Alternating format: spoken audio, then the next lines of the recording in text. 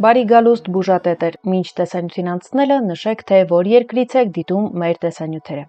Մենք սովոր ենք լոլիկը ուտել ամեն օր, աղցանների, ապուրների մեջ կամ պարզապես հում վիճակում։ Սակայն այս վառ եւ հյութեղ բանջարեղենը կարող է վերածվել իսկական աղետի ձեր առողջության համար, եթե դուք ունեք ստորև նշված 5 խնդիրներից թեկուզ եւ մեկը։ Այսօր մանրամասն կխոսենք այն մասին, թե ում է խիստ հակացուցված լոլիկը, ինչ անդառնալի հետևանքներ այն կարող է ունենալ, ինչպես է ազդում այն մեր մարմնի վրա, որոնք են դրա 5 ամենակարևոր օգտակար հատկությունները եւ իհարկե ինչպես ճիշտ ընտրել եւ ուտել լոլիկը, որպեսզի ստանաք միայն օգուտ, այլ ոչ թե վնաս։ Նախ խոսենք ամենահետաքրքրի մասին՝ ում է խիստ հակացուցված լոլիկը։ Եթե ունեք այս 5 հիվանդություններից կամ ախտանշաններից որևէ մեկը, լոլիկի օգտագործումը պետք է հասցնել նվազագույնի կամ ամբողջությամբ բացառել սննդակարգից, եթե հիվանդությունը գտնվում է սուր փուլում։ Առաջին՝ ստամոքսի բարձր թթվայնություն, այրոց եւ ռեֆլյուքս։ Լոլիկը ուժեղ թթվային միջավայր ունեցող մթերք է։ Այն հարուստ է կիտրոնաթթվով, խնձորաթթվով եւ սուքցինատով, ինչը կատարվում օրգանիզմում։ Լոլիկ ուտելիս այդ թթուները կտրուկ ակտիվացնում են ստամոքսի աղաթթվի արտադրությունը։ Եթե ստամոքսի պատերը բորբոքված են, գաստրիտ է կամ արկա է խոց, թթուն բառացիորեն այրում է ստամոքսի լորձաթաղանթը, առաջացնելով սուր ցավեր, սպազմ եւ սրտխառնոց։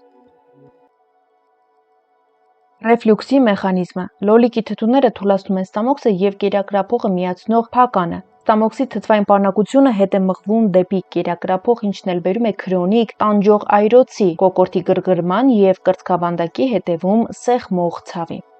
Երկրորդ խնդիրը, որի դեպքում լոլիկը պետք է նվազագույնի հասցնել, պոդագրյան է հոդատապը, արթրիտը եւ քրոնիկ հոդացավերը։ Լոլիկը պատկանում է մորմազգիների ընտանիքին, որոնք բնության մեջ ունեն ինքնապաշտպանական հատուկ համակարգ ալկալոիդներ, մասնավորապես սոլանին կոչվող նյութը։ Թեև հասուն լոլիկի մեջ սոլանինը քիչ է, զգայուն մարդկանց մոտ նույնիսկ փոքր չափաբաժինը կարող է խթանել իմունային համակարգի կողմից բորբոքային ցիտոկինների արտադրությունը։ Սա էլ բերում է հոդերի այտուցվածության, ցավերի եւ կոշտության։ Պոդագրայի վտանգը։ Լոլիկը պարունակում է թրթնջկաթթու, օքսալատներ, որոնք խոչընդոտում են միզաթթվի բնական դուրսբերմանը մեր օրգանիզմից։ Միզաթթվի աղերը, ուրատները սկսում են բյուրեղանալ եւ կուտակվել հոդերում, հատկապես ոտքի մեծ մատի շրջանում, առաջացնելով պոդագրայի սուր եւ անտանելի նոտաներ։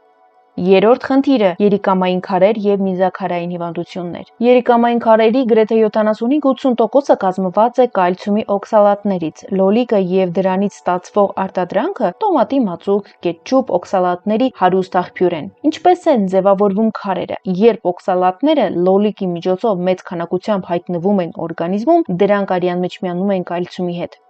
Երիկամներն էլ ֆիլտրելիս չեն հասցնում լուծել այս միացությունները եւ միզուղիներում սկսվում են ձևավորվել մանր բյուրեղներ, որոնք ժամանակի ընթացքում կպչում են միմյանց, վերածվելով սուր եզրերով քարերի։ Նույնիսկ փոքր քարի շարժվելը երիկամային խիթ է առաջացնում, որը ուղեկցում է անտանելի սուր ցավերով եւ նիզարձակման խանգարմամբ։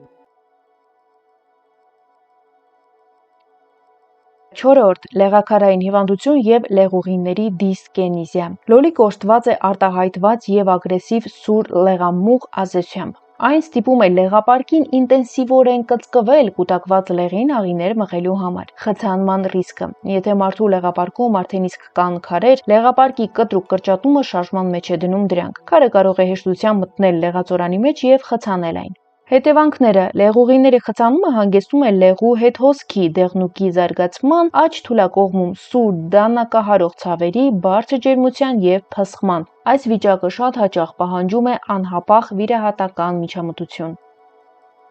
Եվ 5-րդ խնդիրը՝ գրգռված աղիքի համախտանիշ եւ քրոնիկ փորլուծություն։ Լոլիկի կառուցվածքը ունի երկու ծանր բաղադրիչ մարսողության համար՝ դրա հաստ կեղևն է եւ բազմաթիվ մանր սերմերը։ Աղիների մեխանիկական գրգռում։ Լոլիկի կեղևը կազմված է անլուծելի բջջանյութից, որը մարդու օրգանիզմում դրա ֆերմենտները չեն կարողանում ճեղքել։ Գրգռված կամ բորբոքված աղիներով անցնելիս այս կոշտ մասնիկները մեխանիկորեն վնասում եւ գրգռում են աղիքային թավիկները, մանր մազիկները։ Լոլիկի սերմերը պարունակում են լեկտիններ, սրանք նյութեր են, որոնք կայուն են ստամոքսահյութի հանդեպ, այսինքն սրանք բառացիորեն չեն մարսվում։ Հասնելով հաստ աղիք, դրանք դառնում են սնունդ տեղի բակտերիաների համար, ինչը հանգեցնում է բուռն խմորման, փորափքանքի, որովայնի շրջանում ձգող ցավերի եւ հաճախակի փորլուծության։ Այս սերմերը շատ հաճախ չմարսվելով դուրս են գալիս կղանքի հետ, մի մասն էլ դառնում է սնունդ աղիների վատ բակտերիաների համար։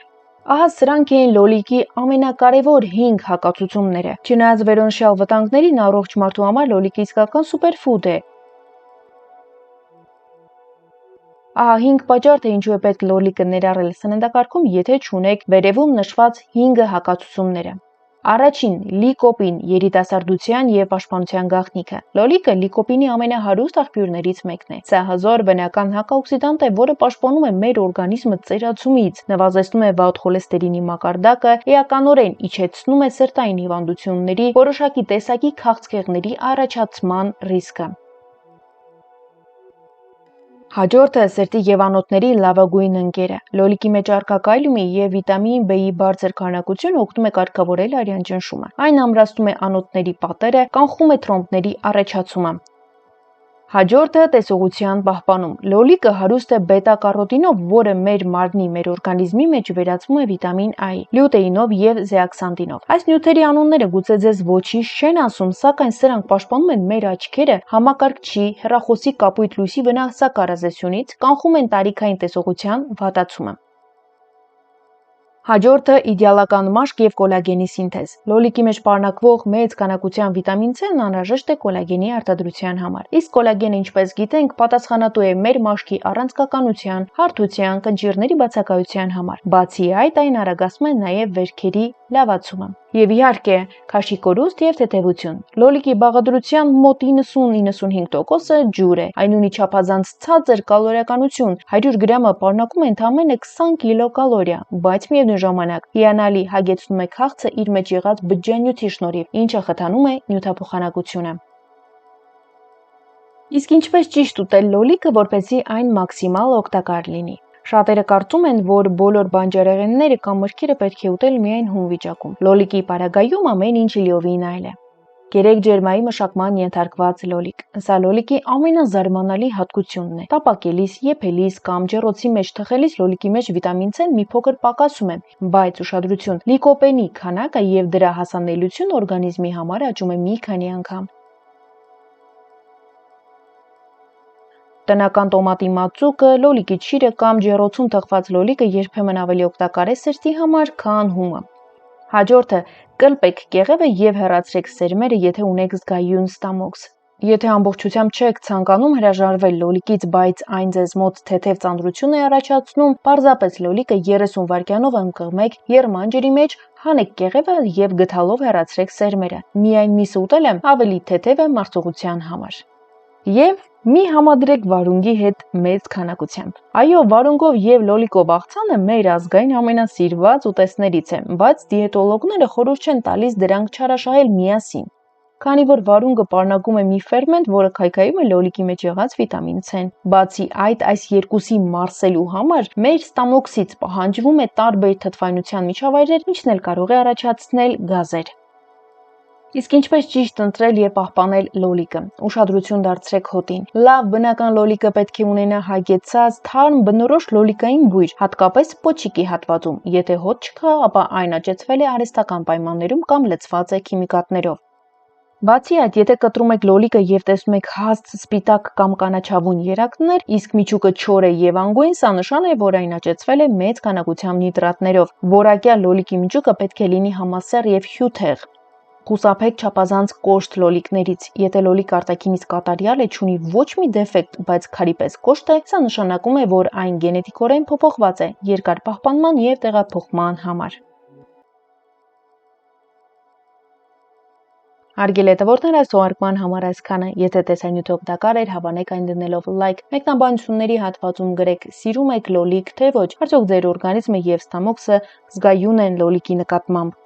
Կիսվեք տեսանյութով ձեր ընկերների հետ և բաժանորդագրվեք մեր ալիքին, որպեսզի բաց չթողնեք հաջորդ հետաքրքիր տեսանյութերը, որոնք ձեր առողջության մասին են։ Լավ եղեք և առողջ մնացեք, մինչ նոր հանդիպում։